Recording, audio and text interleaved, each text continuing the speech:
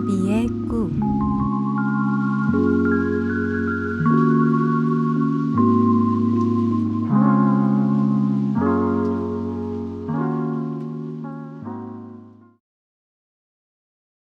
어느 들에 예쁜 나비가 한 마리 살고 있었습니다. 나비는 날마다 아침부터 꽃밭에서 동산으로, 동산에서 꽃밭으로 따뜻한 봄볕을 쪼이고 날아다니며 온종일 춤을 추어 여러 가지 꽃들을 위로해 주었습니다. 하루는 어느 포근한 잔디밭에 앉아서 따뜻한 볕을 쪼이면서 이런 생각을 하였습니다. 신께서는 나를 보시고 즐겁게 춤을 추어 많은 꽃들을 즐겁게 하는 것이 너의 임무다 하였다. 나는 오늘 지금까지 모든 꽃들을 즐겁게 해주기 위해 노력해왔다. 그러나 어떤 일이든지 좀 더 좋은 일을 했으면 좋겠다. 그 후부터는 날마다 그 더 좋은 일만 생각하고 있었습니다. 어느 날 밤이었습니다. 나비는 그날도 온종일 재미롭게 춤을 추었기 때문에 저녁 때가 되니까 몹시 힘들어서 일찍이 배추밭 노란 꽃가지에 누워 콜콜 가늘게 코를 골면서 잠이 들었습니다. 그리고 이런 꿈을 꾸었습니다. 나비는 전과 같이 이리저리 날아다녔는데 어느 틈에 처음 보는 곳에 이르렀습니다. 거기는 시골같이 쓸쓸한 곳인데 나직한 언덕 위에 작은 집이 한 채 있었습니다. 에그, 어떻게 이런 곳으로 왔을까? 하고 나비는 이상해했습니다. 그리고 언뜻 보니 그 조그마한 집 뒷뜰에는 동백나무가 서 있고 나무에는 빨간 동백꽃이 많이 피어 있으므로 나비는 그 꽃 위에 앉아서 날개를 쉬고 있었습니다. 따뜻하게 볕만 퍼지고 동네도 조용하고 이 조그만 집도 사람 없는 집같이 조용했습니다. 그런데 이 빈집같이 조용하던 집에서 나직하고 조심스러운 소녀의 소리가 들렸습니다. 예, 민수야, 얼른 나. 약을 먹고 얼른 나아야지. 너가 이렇게 알아 누워있으면 내가 너무 쓸쓸하잖아. 분명히 병든 동생의 머리맡에 앉아서 근심하는 소리였습니다. 그러니까 그 병든 동생이 기운 없는 말로 대답하는 것이 들렸습니다. 누나, 나는 약 먹기 싫어. 써서 어떻게 먹어? 약보다도 나는 동산에 가고 싶어. 살구꽃하고 복사꽃이 피었겠지? 누나, 작년처럼 동산에 올라가서 새 우는 소리도 듣고 나비가 날아다니는 것을 보고 싶어. 아, 어서 동산에 가보았으면. 나비는 이 가느다란 불쌍한 소리를 듣고 마음이 슬펐습니다. 나비는 잠에서 깨어 눈을 떴습니다. 벌써 날이 밝아서 세상이 환했습니다. 나비는 지난밤에 꾼 꿈을 다시 처음부터 차근차근 생각했습니다. 생각할수록 어딘지 분명히 그런 불쌍한 어린 남매가 있는 것 같았습니다. 그래서 나비는 가끔 놀러오는 친구 꾀꼬리에게 찾아가서 그 꿈 이야기를 하였습니다.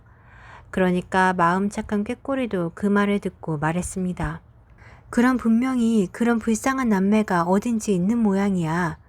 그 아픈 동생이 새소리를 듣고 싶고 나비를 보고 싶다고 했으니 우리가 어디인지는 모르지만 둘이 찾아가 보자. 나비와 꾀꼬리는 꿈에 본 집을 찾으러 나섰습니다. 그러나 어디 어느 곳에 그런 집이 있는지 알 수가 없었습니다. 하는 수 없이 쩔쩔매다가 마침 높이 떠서 날아오르는 기러기를 불렀습니다. 서늘한 나라를 찾아서 북쪽으로 향하고 먼 길을 가던 기러기는 꾀꼬리가 부르는 소리를 듣고 내려왔습니다. 남쪽에서 오시는 길에 혹시 언덕 위에 조그만 집에 어린 동생이 아파 누워있고 누이가 울고 있는 불쌍한 남매를 보지 못했습니까? 우리는 그 집을 찾아가려고 그럽니다. 하고 꿈꾼 이야기를 자세히 말했습니다. 기러기는 그 말을 듣고 알고 말고요. 착한 남매가 불쌍하게 걱정하고 있어요. 어서 가보세요. 여기서 저 남쪽으로 쭉 가서 아마 10리는 될 거예요.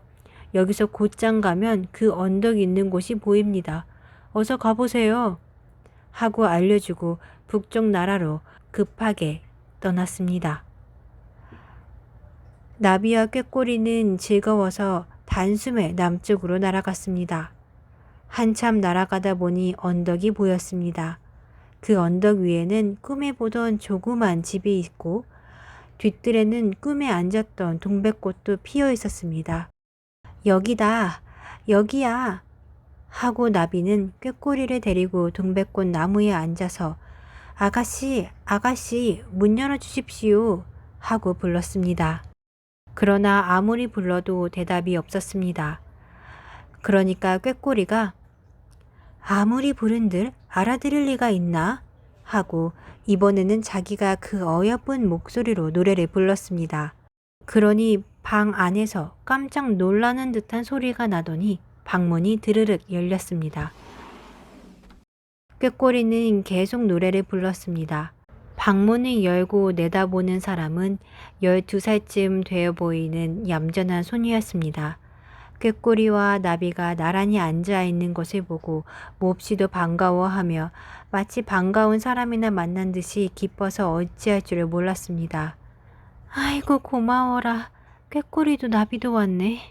민수가 얼마나 너희들을 보고 싶어 했는데 민수가 보게 방까지 들어왔으면 좋으련만. 나비와 꾀꼬리는 후루루 날아서 방으로 들어갔습니다.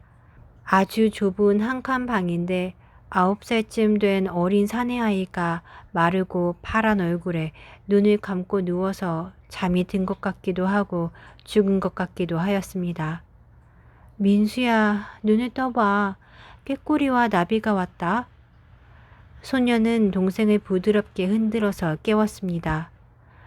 꾀꼬리는 목소리를 곱게 내어 재미있고 씩씩하게 노래를 정성껏 불렀습니다.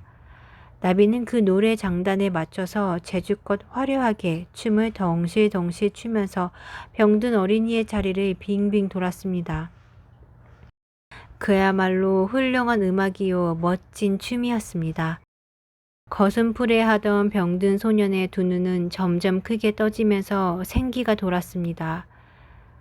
소년은 춤추며 돌아다니는 나비를 쳐다보고 아름다운 꾀꼬리의 노랫소리를 들었습니다. 꾀꼬리와 나비는 열심히 정성을 다하여 노래를 부르고 춤을 추었습니다. 그러자 병든 소년의 눈은 점점 빛나기 시작했고 파란 얼굴에는 붉은 혈기가 돌아오더니 이윽고는 긴 겨울이 지나도록 한 번도 보지 못한 웃음의 빛이 그의 눈에도 입에도 보이기 시작했습니다.